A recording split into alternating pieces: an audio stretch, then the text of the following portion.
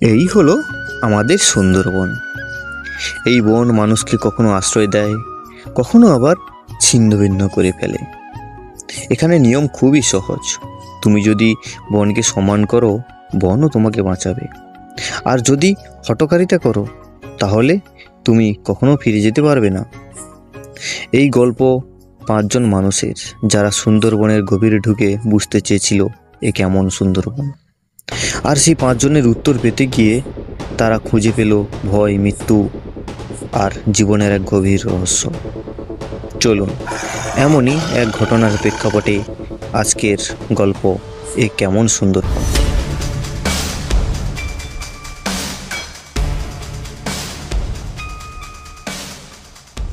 তোমরা কি শুনেছো?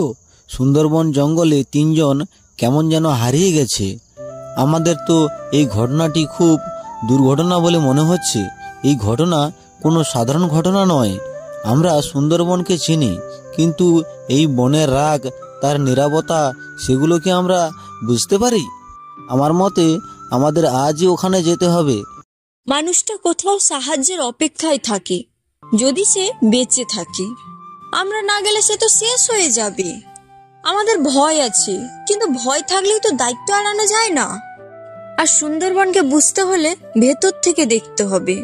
আমি কোনোদিন ভয়কে গুরুত্ব দেই না, কিন্তু কিন্তু এই ব্যাপারটা একটু আলাদা দেখছি যে এখানে বাঘ আছে, দস্যু আছে, এই নদীর ঘূর্ণিঝড় আছে, তবুও আমাদের যেতে হবে।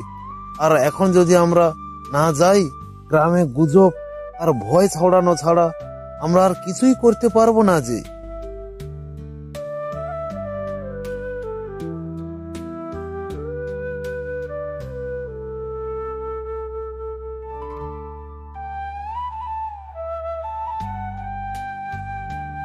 আমি মানচিত্র আর পথ দেখার দায়িত্ব নিচ্ছি, কিন্তু সবাই শুনুন, ভুল পথে গেলেই এই বন কাউকে ক্ষমা করে না।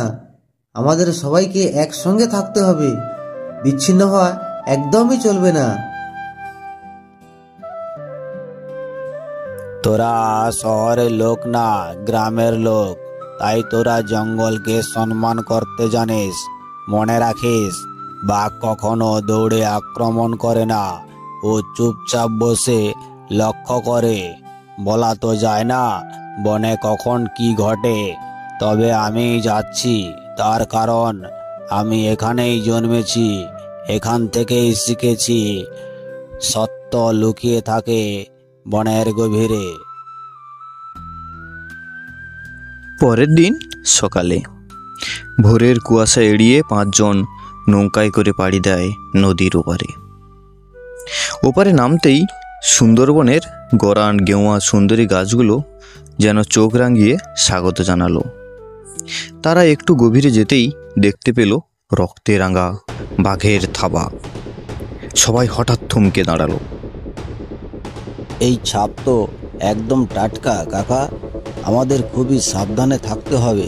মনে হচ্ছে বাঘ এখানে আশেপাশে কোথাও লুকিয়ে আমাদেরকে নজর রেখেছে।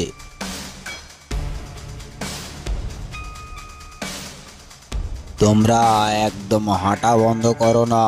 বাঘ আমাদের যদি আক্রমণ করতে চাইতো এতক্ষণে করেই ফেলতো। সে এখনো আমাদের দেখেনি, তাছাড়া আমরা এখনো তার শিকারের তালিকায় আসিনি। এরপর তারা মনের মধ্যে একরাশ ভয় নিয়ে আরও কিছুটা বনের গভীরে প্রবেশ করল।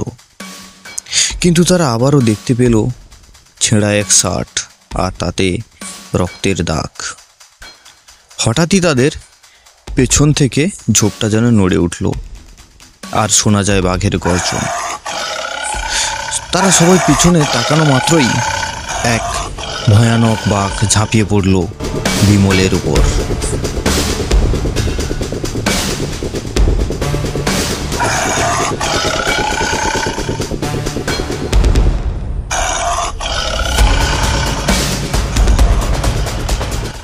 বিমল আমাদের চোখের সামনেই চলে গেল। সুন্দরবনের ভয় আমি জানতাম, কিন্তু এত কাছ থেকে দেখবো ভাবিনি।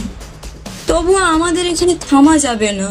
যদি থামি, তাহলে আমরা নিজেরাই বিপদ ডেকে আনবো। এরপর তারা সবাই ক্লান্ত ও একটু ভীতু হয়ে সেই জায়গা থেকে চলে যেতে লাগলো। তাদের কাছে বিমল আর নেই। চারজন বাঁচার জন্য আরও সতর্ক হয়ে গেল। জঙ্গল যেন আরও নিস্তব্ধ। এক জায়গায় তারা দেখতে পেল একটি ভাঙা নৌকো আর একটি মৃতদেহ। কিন্তু সেই মৃতদেহ বাঘের মৃত্যুতে নয়, তার গায়ে রয়েছে ঘন কাটা দাগ। এ কেমন দাগ? এ তো মানুষের অস্ত্রের মতো লাগছে। আমার মনে হয় আমরা খুব বিপদের মধ্যে পড়ে গেছি যে আমাদের আর বাড়ি ফেরা হবে না। আরে বাবা, এটা দস্যুদের এলাকা, ওকে হয়তো কেউ পথ দেখিয়ে দেয়নি। কিন্তু আরো ভয়ানক ব্যাপার হলো এই ধরনের দেহ সাধারণত দেখা যায় না। এখানে আরো কিছু বড় রহস্য আছে বলে মনে হচ্ছে। হঠাৎ একজন মানুষ ঝোপ থেকে বেরিয়ে এলো। হাতে লম্বা ছুরি, দেখতে পুরো এক দস্যুদের মতো।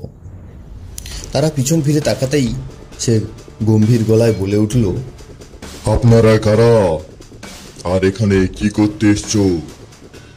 জানো না এখানে যারা আসে তারা আর ফেরে না, কারণ এই জঙ্গল ধাঁধালো জঙ্গল। এখানে বাঘ আছে, দস্যু আছে, আর নদীর ঘূর্ণিও আছে। ফিরে যান, এখনো সময় আছে। আর যদি না ফেরেন, কাল হয়তো আপনার দেহ অন্য কেউ নিয়ে যাবে। এই কথা বলে দস্যুর মতো সেই লোকটা সেখান থেকে চলে যায়।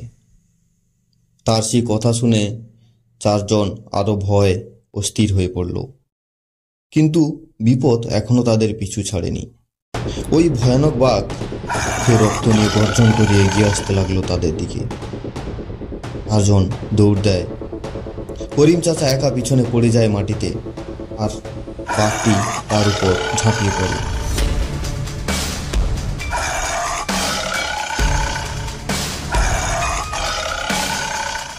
তোমরা সবাই তাড়াতাড়ি ফিরে এসো, বাঘ করিম চাচাকে টেনে নিয়ে গেল।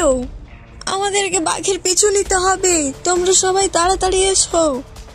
তারা তিনজন সামনে এগোতেই দেখলো চাচা আর সেখানে নেই, শুধু সেখানে পড়ে আছে রক্তের দাগ। সেই বাঘটা এখনো সেখানে রয়েছে। তাকে দেখে তিনজন নদীর দিকে দৌড় দেয়, আর বাঘও তার পিছু ছাড়ে না।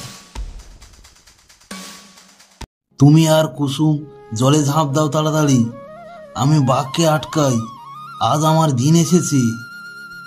আজ যদি আমি না দাঁড়াই, আমরা তিনজনই খতম হয়ে যাব।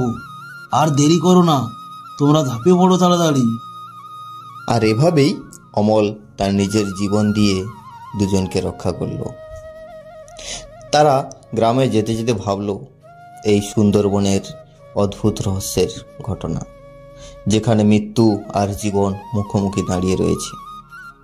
তারা হয়তো সুন্দরবনের আর যাবে না, কিন্তু তার অভিজ্ঞতা সারা জীবন তাদের কাছে থেকে যাবে। হ্যালো বন্ধুরা, গল্পটিকে পুরোপুরি দেখার জন্য অসংখ্য অসংখ্য অসংখ্য ধন্যবাদ। গল্পটি কেমন হয়েছে সেটা নিচে কমেন্ট বক্সে লিখে দিও। আর যদি সাবস্ক্রাইব না করে থাকো, তাহলে নিচে যে লাল রঙের সাবস্ক্রাইব বাটনটা আছে ওটা হালকা করে চাপ দিয়ে প্রেস করে দিও। আমাদের নতুন ভিডিও খুব তাড়াতাড়ি আসতে চলেছে। ততক্ষণ এসএমবি কার্টুনের সঙ্গে থাকো, পাশে থেকো। ধন্যবাদ।